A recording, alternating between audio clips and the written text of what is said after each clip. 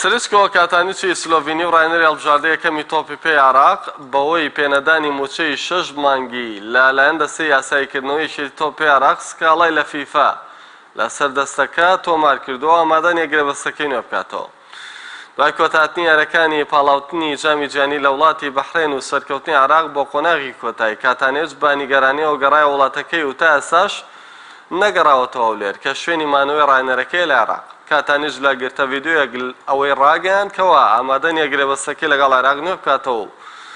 سکاڵاشی لە فیفا لەسەر دەستەی ئاساییکردنەوەی تۆمار کردووە و کۆمەڵێک مەرجەیە بۆ ئەوەی لەگەڵێکی تۆپی عێراق دابنیشێت و جارێکی دیکە هەرچی ڕایەنەرەتی هەڵبژاردەکە وەربگرێتەوە. ئەحمەد کۆچەر ئەندامی دەستەی ئاساییکردنەوەیەکی تۆپی عێراق لە لێدوانێکی تایبەت بە پێم ئەوەی ڕاگەیان قورسە جارێکی دیکە لەگەڵ کاتانێژ بگەنەوە ڕێکەوتن لە ماوەی هەفتەی داهاتوو چارەنووسیە و پرسەیەک لا دەبێتەوە.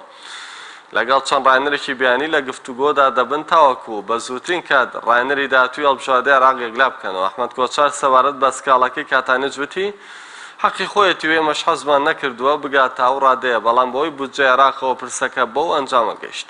بەڵام عەدنان دەرجال وەزیری وەرشوو لاوانی عێراق بەڵێنی چارەسەرکردنی کێشەکەی داوە ئامادەی نیشان داوە سەرجەم مافەدارەکانی کاتانێژ بداتەوە.